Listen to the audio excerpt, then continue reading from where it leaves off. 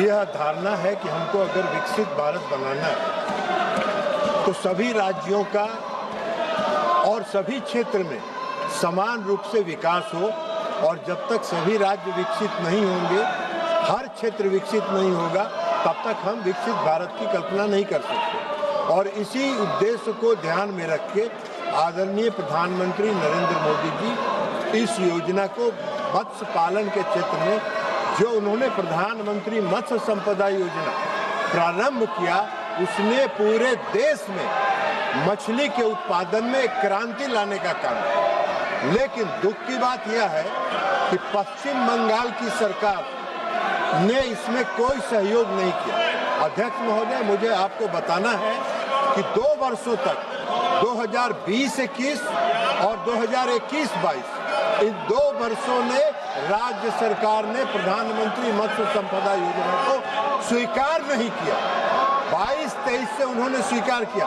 केंद्र सरकार ने पश्चिम बंगाल में जो प्रधानमंत्री मत्स्य संपदा योजना में खर्च का लक्ष्य रखा था 910 करोड़ रुपए, और उसके एवज में जब 22-23 से शुरू किया भाग लेना पश्चिम बंगाल सरकार ने, तो मात्र 221 करोड़ रुपए का ही प्रस्ताव वहां से प्राप्त हुआ, जिसमें आज तक जो राशि आवंटित की गई है केंद्रीय शेर की 221 करोड़ रुपए, उसमें मात्र 114 करोड़ रुपया अब तक जारी किया है 221 करोड़ में, और मात्र 58.51 करोड़ पश्चिम बंगाल की सरकार ने खर्च किया।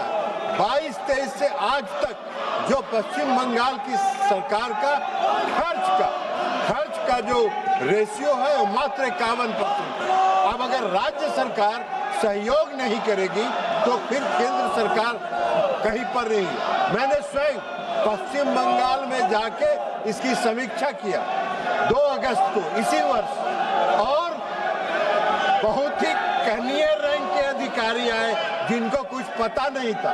जब मैंने पता किया तो मालूम हुआ कि उच्च स्तर पर निर्णय हुआ कि भारत सरकार की किसी बैठक में सबसे निम्न स्तर का अधिकारी जाएगा।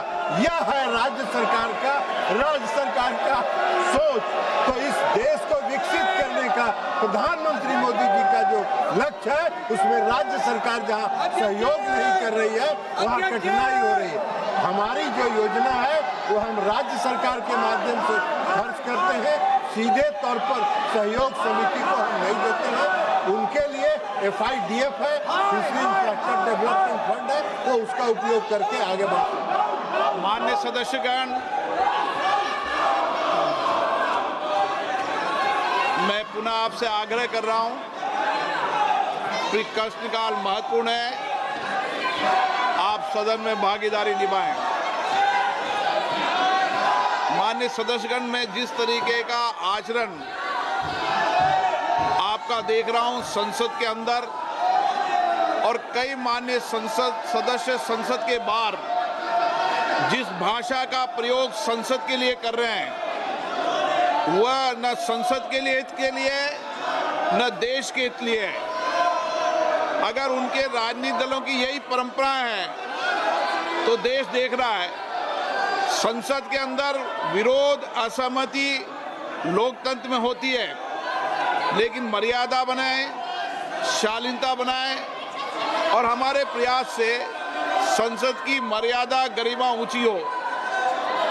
मैं हमेशा हर मुद्दे पर, हर विषय पर आपको पर्याप्त समय, पर्याप्त अवसर देता हूं, लेकिन मेरा आपसे आग्रह है, दुनिया का सबसे बड़ा लोकतंत्र जो दुनिया के अंदर मार्गदर्शन देता है, हमारी संसद की मर्यादा, परंपरा भी उच्च कोटि की होनी चाहिए, और विशेष रूप से आपका व्यवहार और आचरण संसद की मर्यादाओं के अनुरूप हो, ये मेरा आपसे आग्रह है। सदन की कार्रवाई आज 12 बजे तक के लिए स्थगित की जाती है।